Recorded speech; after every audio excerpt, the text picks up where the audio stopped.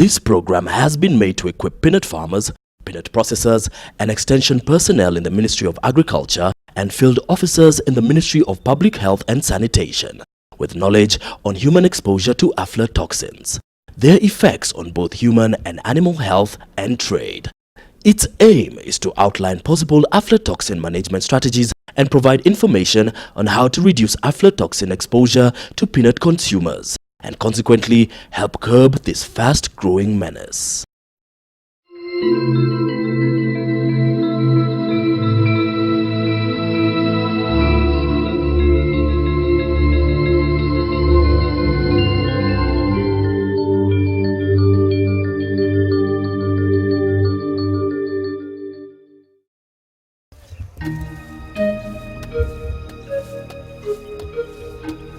Subsistence farming is the lifeblood of many households in Nyakach in Nyanza province in Kenya.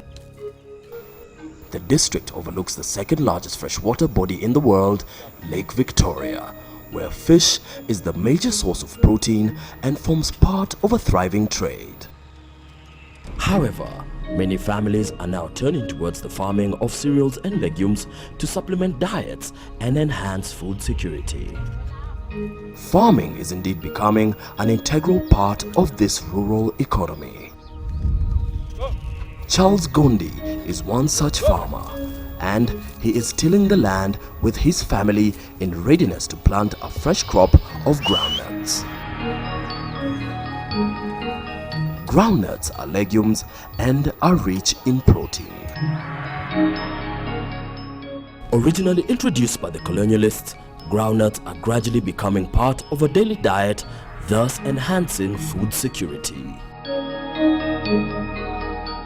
And it is not just at the subsistence level that groundnuts are having an impact and cutting a niche. A thriving trade centered around value addition for groundnuts provides a source of livelihood for a good number of people in these parts. The value addition that we do to peanut butter is just making it something just wonderful. Initially, we looked at it like a subsistent crop. Maybe you have some groundnuts in your place. When a visitor comes, you can roast it, or maybe with your family, take it for breakfast, and that was all. Right now, we are thinking about it commercially. It can be taken as a meal in an hotel. You can take it as a meal in your home. And so the commercial value of it goes along that line. And as would be expected, the popularity of this delicacy as a major part of the local diet has also created new, hitherto unknown challenges in terms of what best practices to be employed during pre- and post-harvest stages. When the groundnuts are bad, it means definitely our customers are going to have problems with the product that we are going to have at the long last. In East Africa, everybody associates aflatoxin contamination with maize, but it's a very serious problem in a lot of crops, including groundnuts. This has been a major source of concern, not just here, but right across the country, when farmers and their families fall victim to the ravages of what is rapidly becoming the curse of many a farmer: aflatoxin poisoning. In the past, mention the word aflatoxin and you would be met with blank looks. Today, it is a word that strikes terror in the hearts of not only peasant farmers but all those who consume their produce. Wanasikia tu, lakini mtu hawezi kuambia eti mimi anagonjeka na hii, daktari ndio wanakuambia eti hivi, lakini hii mgonjwa wa aflatoxin iko na watu mingi. Aflatoxins are natural toxins that are produced by fungi, especially those that we call Aspergillus flavus and Aspergillus parasiticus. They are odorless, they are colorless, so you cannot be able to detect them with your naked eye. And you're basically exposed through several ways. For example, you can get them through the skin, you can inhale them, you can get exposure through the eyes, but the most common type of exposure is ingestion. That means you eat food that is contaminated with the toxin. As early as the late 70s through to the early 90s, minor cases of aflatoxin poisoning had been scantily reported in various parts of the country, albeit predominantly in eastern Kenya. We have fatalities that were reported in the 1980s. In fact, in 1981, there was an incident where we had about 12 fatalities in Machakos. We have incidences reported in the 1990s. In fact, this one was on the other side of Kenya, that is Marakwet, where you had about 9 fatalities reported. The most catastrophic and severe case that raised the red flag was in 2004, when 125 people were reported dead and nearly 200 others hospitalized after consuming aflatoxin-contaminated maize. The deaths were mainly associated with homegrown maize that had been stored poorly. We have sections of the country that have been found to have a very high concentration of Aspergillus flavus S strain. That is the one that produces very high levels of aflatoxin. And one such example is Eastern Kenya. You ask yourself, why do we get repeated cases of acute poisoning in Eastern Kenya? That's because the soil load has a very high concentration of Aspergillus flavus S strain that produces the very high levels of aflatoxin. Due to a lack of awareness at the time on dangers of harvesting and storing maize grain that was not properly dried, exacerbated by poor storage conditions, farmers unknowingly increased their risk of exposure to aflatoxin. Coupled with this, the dire food security situation did not give farmers an alternative to consuming contaminated grain. Hence, the high fatalities recorded.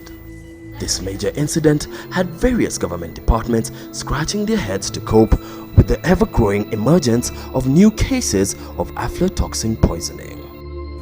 Arms of government that have the mandate to seize, to monitor, should do this more stringently so that we don't have the unscrupulous traders having a field day and spreading contaminated produce without the knowledge of the end consumer. One of the core functions of the Department of Public Safety and Health in the Ministry of Public Health and Sanitation is to ensure that food safety measures are in place when handling food from farm to fork, therefore ensuring that the end product does not cause any harm to the consumer. The responsibility to deal with the emergence of a new threat to food security was thus placed at their feet. We are supposed to prevent the food reaching the consumer. In that's a regulatory aspect.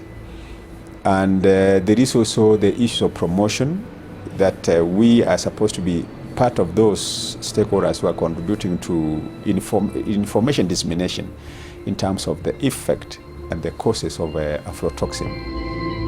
And it has not been easy.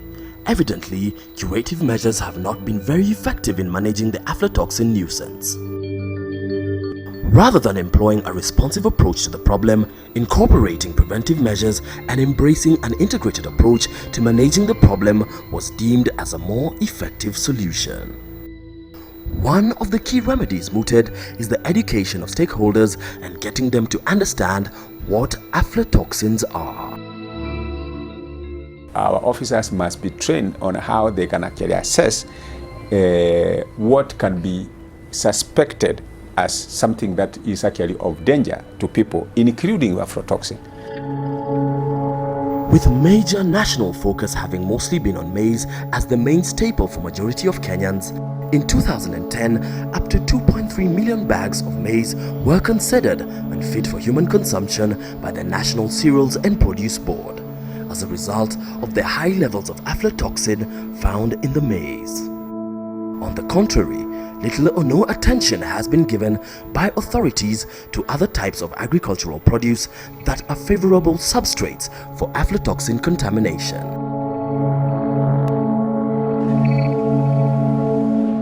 From a nationwide survey that was carried out by the International Crops Research Institute for the Semi-Arid Tropics (ICRISAT), over a third of groundnut products sold formally or informally in different parts of the country do not comply with the regulatory tolerance limit for aflatoxin set by the Kenya Bureau of Standards.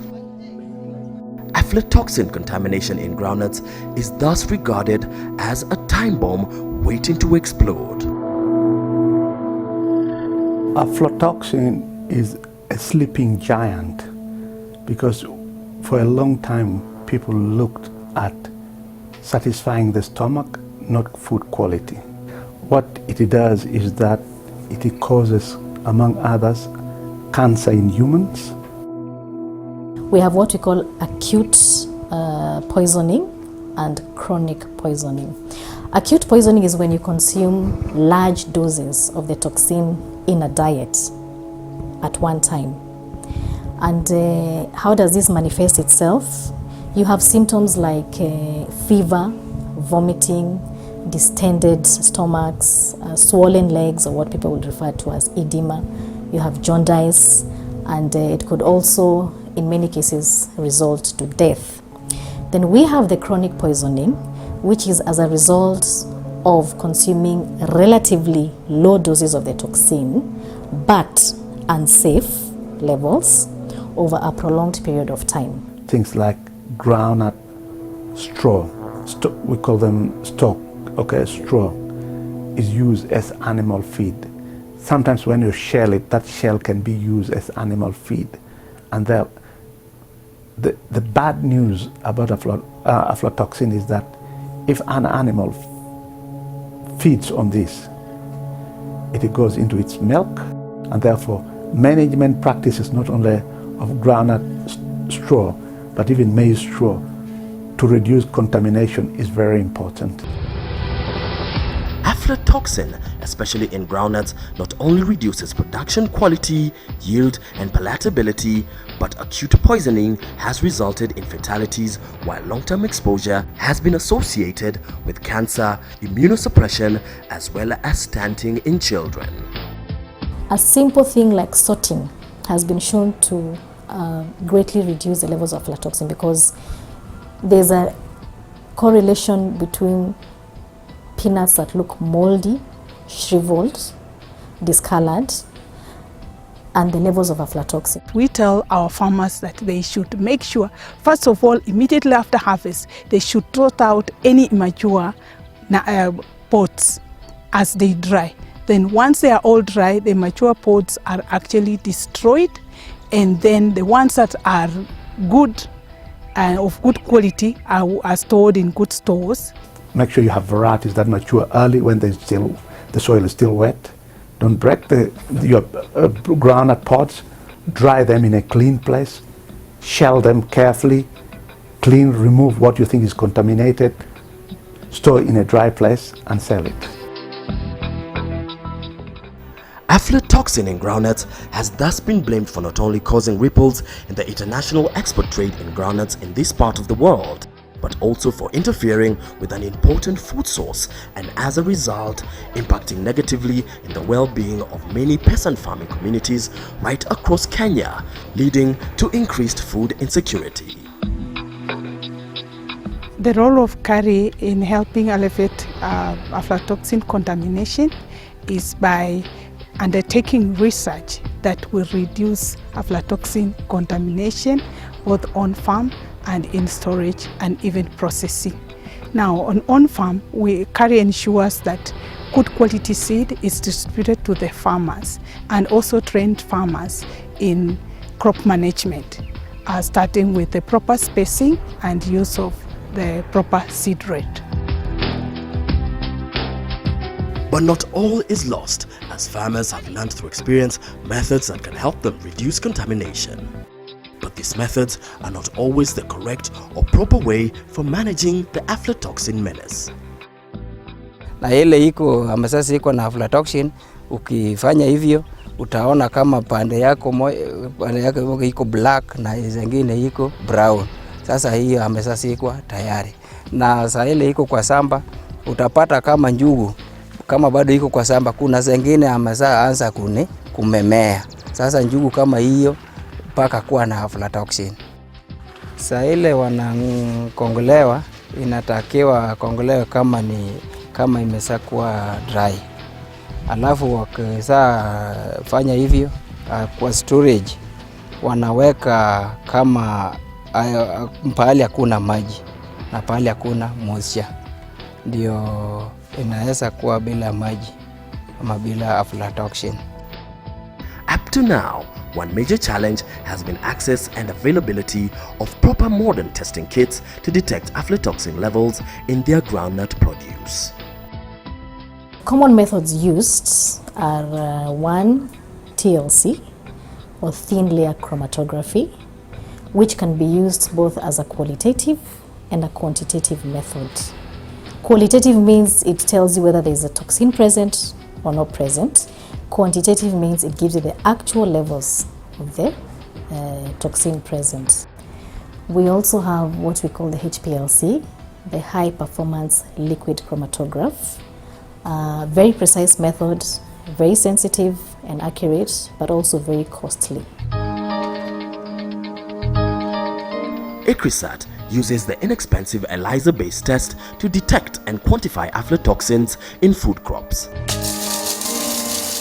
It has gone a step further to initiate testing facilities based on this method in Kenya, Malawi, and Mozambique. Such facilities play a key role in routine analysis, building capacity for advancement of aflatoxin research in those countries, and assist in quality certification of farm produce, allowing for enhanced competitiveness in domestic and international markets. This has not only empowered farmers but also created a benchmarking mechanism for any other such endeavors in the region.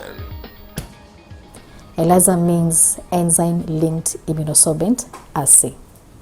They are simple methods, they are less costly, and you can be able to analyze a lot of samples, in a short period. According to research, aflatoxins in food crops can occur before or after harvest and are caused when conditions favor aflatoxin production by the toxigenic fungi. These conditions in groundnuts include drought stress just before harvesting, poor crop management practices, e.g. monocropping, damaging of pods during weeding or harvesting, attack by other pests and diseases, delayed harvesting, poor drying, poor storage, poor transportation, poor packaging, and a general lack of adherence to quality management for processors. The Kenya Plant Health Inspectorate Service, which is mandated to protect Kenya's agricultural produce from pests and diseases that impact upon the environment, economy, and human health, has a key role in helping farmers alleviate this scourge. The role of KEFIS when it comes to laboratory services is testing. We test for conformity to the allowed maximum limits. When they exceed, it means that produce or product is not fit for human consumption. Other stakeholders, like the Bureau of Standards, have been at the forefront of the fight against aflatoxin by developing and enforcing high food safety standards to ensure the local population consumes safe food and the country complies with other international regulations to foster good international trade of agricultural produce and food products. The maximum levels that we accept according to the Kenya Bureau of Standards on peanuts and peanut butter is 10 parts per billion, with B1, aflatoxin B1 having a maximum of 5 parts per billion. We are advising the manufacturer to ensure that the peanuts should be checked for moisture content and should also be checked for aflatoxin. But where you can do rapid tests, like using the aflatoxin rapid test kits, that is advisable. You can check for the aflatoxin. Among the benefits of rooting out aflatoxin from the local groundnut crop is the fact that foreign and lucrative markets become more accessible. The The European Union has very strict standards for aflatoxin levels in food: 4 parts per billion for total aflatox and 2 parts per billion for aflatoxin B1. We tend to adopt the Codex Alimentarius Commission levels. Those are regarded to be international. But my feeling is we should conduct studies, for our own population to determine the eating habits, the amounts consumed for a certain period, then look at all these factors and probably come up with our own. Aside from trade benefits, safe food translates to improved security as a result of reduced losses from condemned produce, which subsequently leads to reduced malnutrition and a general well-being of the family. The disease burden associated with managing aflatoxin-related illness is also reduced both for the affected person as well as for government. It is the goal of organizations like ICRISAT and CARI, together with other partners such as the Kenya Bureau of Standards, to raise the level of awareness about the gains of improving food safety in Kenya. In particular, the fact that aflatoxin, which is common in groundnuts, can be controlled through better pre- and post-harvest practices, breeding for resistant varieties, planting of varieties that mature early, utilization of better and affordable methods of aflatoxin detection, improving regulatory framework for standardization and vetting, as well as impacting of knowledge about aflatoxins to the public. Kama program ama serikali naweza kusaidia kwanza kufundisha watu vile naweza kuweka njugu kwa storage, na kusaidia na pesa kidogo ni jenge ile storage moja, alafu kama community ile njugu ikitokea alafu wanaweka mzuri. Groundnuts is like an ATM for a small scale farmer. So if we have proper policies on control of contamination within the groundnut industry, then it means there is affordable food and nutritious food to the small scale farmer and more money for the rural farmers. Consuming a variety of foods obviously will reduce the risk. Because, for example, you'll find aflatoxin in groundnut, aflatoxin in maize. But rarely will you find the same in rice or potatoes or other foodstuffs. So definitely, by diversifying your diet will contribute to lowering the risk. It's important that right through the food chain, all the parties involved employ good hygiene practices to ensure that the prevalence of molds is contained. It's upon us, the processors, to put their foot down and insist on good products. If it is not good, leave it alone. We'd rather the consumers don't get peanut butter because there is no good groundnuts, rather than getting peanut butter which is compromised. It is a battle that can only be won with the full cooperation of all the players within the groundnut value chain.